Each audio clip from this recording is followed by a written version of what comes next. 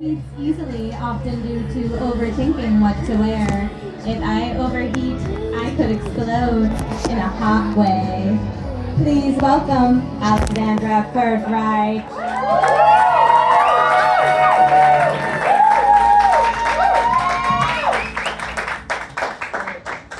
Thank you guys so much for coming out tonight. It really means a lot to see all your beautiful faces. I think my brother was snoring in the corner a while ago. But yeah, so we made it to 2025. Congratulations. Clap it up for yourselves. Yeah, I feel like now is the time of year that when people like start giving up on their New Year's resolutions, you know? Like, I myself am not a hard worker, which makes it difficult to succeed. But I feel like giving up kind of gets a bad rap. You know, like I think giving up is underrated. Like sometimes quitting is self-care. Yeah. Did you guys hear about that plane crash that happened recently? It's like, which one? Fair, that's valid. The one that happened in DC, there was like a group of figure skaters that were like world class that were like coming from a meet. I think you guys heard about this, right? Yeah. Well, I think the lesson that I got from that is don't follow your dreams. You know? Like, I may not be able to land a triple axel, but which one of us perished in a fiery blaze in the Potomac River? Alright, yeah, never try. Thank you. But yeah, last year was a big year for me. I came out for the first time. Yeah, it's toxic. I came out as toxic. But yeah, you know, I do identify as bisexual, so I am a part of the queer community, and I am attracted to women, but I feel like I have a hard time picking up women, because it's like difficult for me to relate to them. Like, whenever I have like a male friend and a female friend that are having an argument, I kind of like always instinctively find myself siding with the male friend. I guess what I'm trying to tell you guys is that I'm not like other girls. I'm a misogynist. Thank you. But yeah, you know, I think like dating in the modern era is very weird, like especially as a woman, because you have to strike a balance between your core values on the one hand and crippling loneliness on the other hand. Like personally, I enjoy casual sex, but I also identify as a feminist.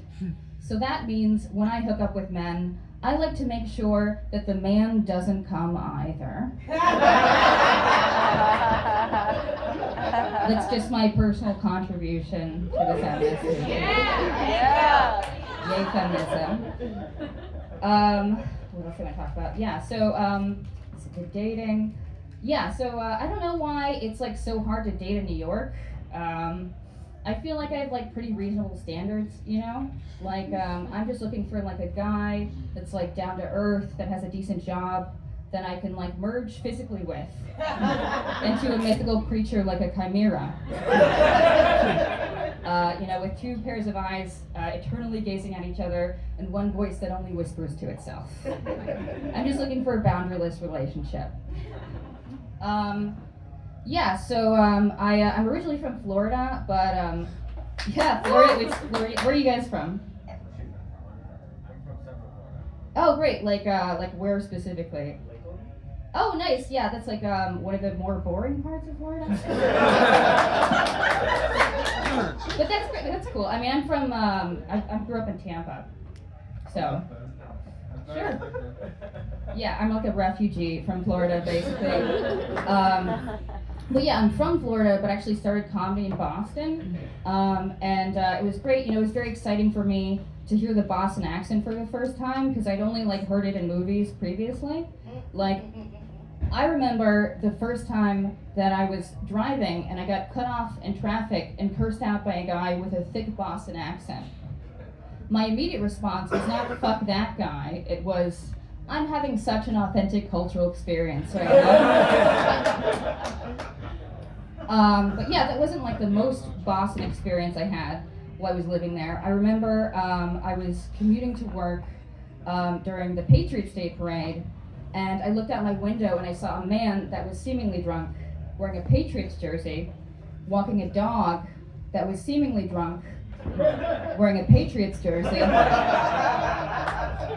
And I was like, what a treat to see the New Englander in its natural habitat. But no, yeah, Boston was great. You know, I loved the sweaters. I loved the seasons. The sweaters are also great. I love seeing dogs in sweaters. You know, that was my favorite winter tradition. I love seeing a pug in a sweater. They're just trying their best, you know? It's so cute. I feel like pugs are like the black people of dogs. Stay with me, please. In the sense that they're like all dominant genes, you know? Like, I feel like there should be like a 1-drop rule for pugs.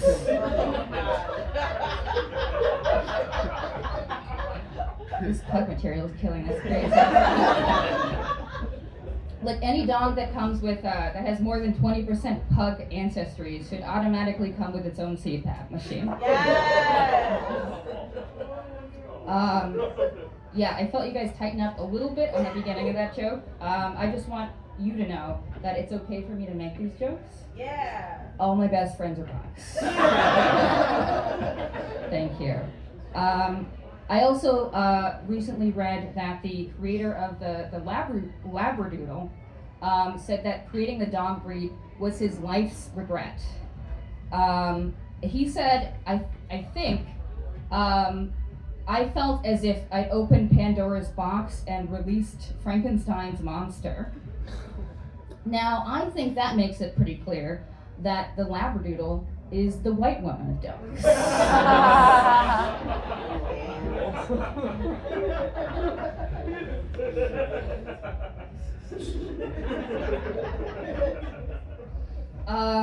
Yeah, so I'm very awkward. I'm so awkward that I don't get friend zoned. I get acquaintance zoned.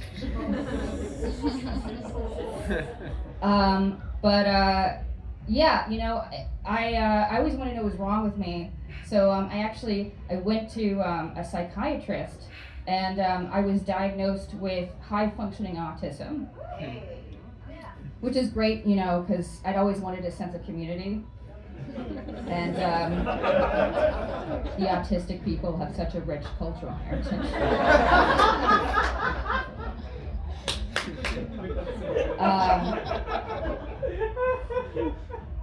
Yeah, but you know, as it turns out, you know, I feel like having high functioning autism was a lot like my experience of growing up black in a predominantly white community. And what I mean by that is that I was too autistic to fit in with normal people, but not quite autistic enough to fit in at competitive Scrabble meetups. But yeah, you know, it's not all bad. Sometimes we get to have a little fun with it. You know, like for example, like I work for a startup, and one day we were playing this like mandatory bonding game. And basically, the object of the game was that each person had to submit an anonymous fun fact about themselves, and then each co-worker took turns guessing and matching the fun facts to the person that wrote it. So I thought it would be fun to write down, "I have autism,"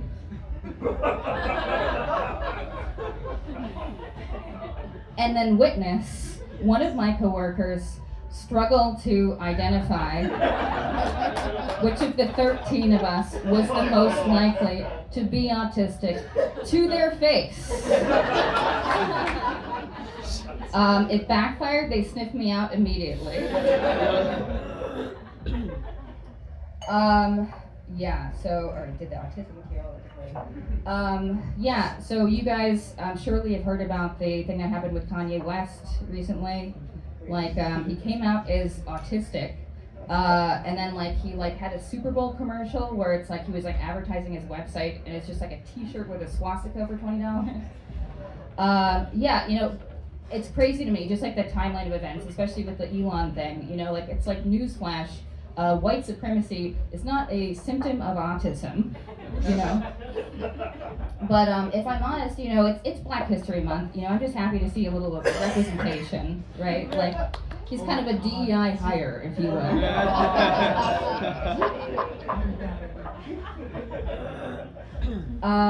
Yeah, so I am addicted to my phone. I have kind of an addictive personality.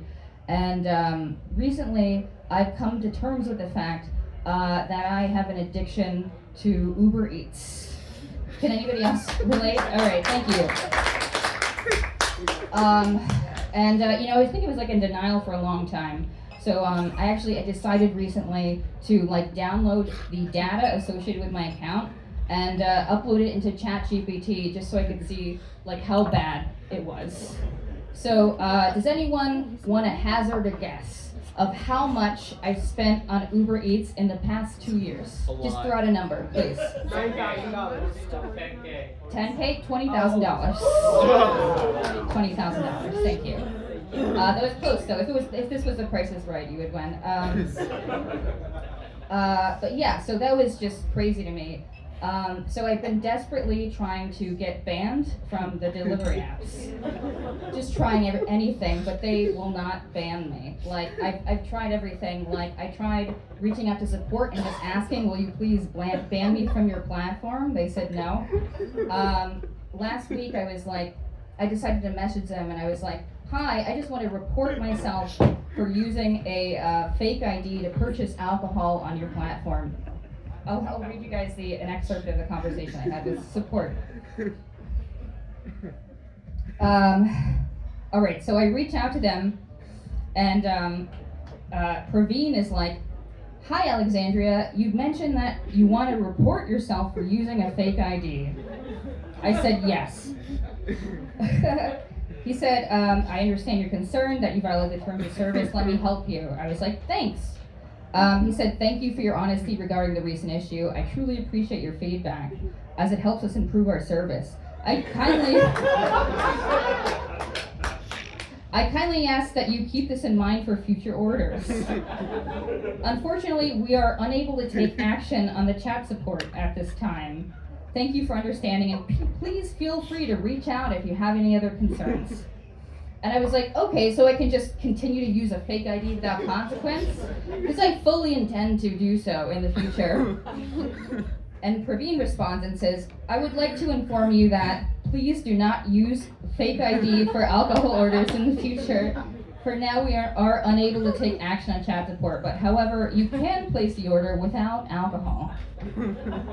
Wow. So I was just like, all right, I have to resort to more desperate measures.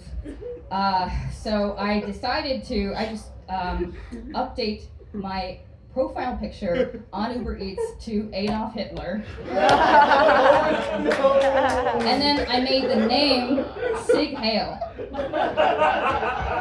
Which didn't work, by the way.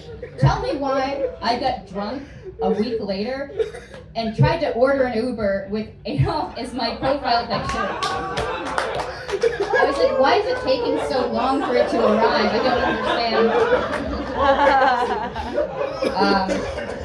Yeah, so in conclusion, I guess white supremacy is a symptom of autism.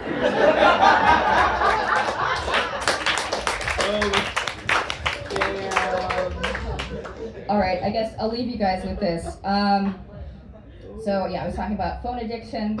Yeah, so I've been trying to like cope by like deleting the addictive apps and downloading apps that are like educational, like Better for Society.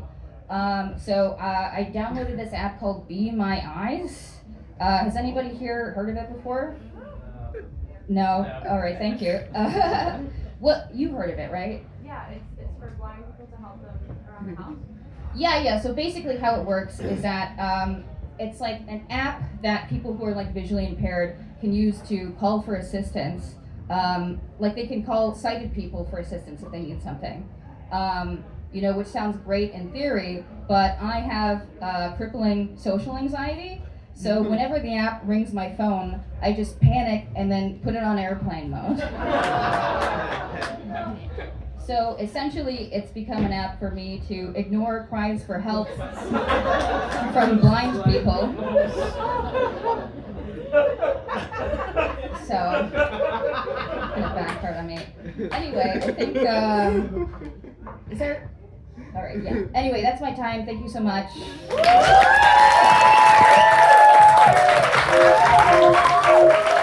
it going for Alexandria. Your next comedian has been on the Raya waitlist for 6 years.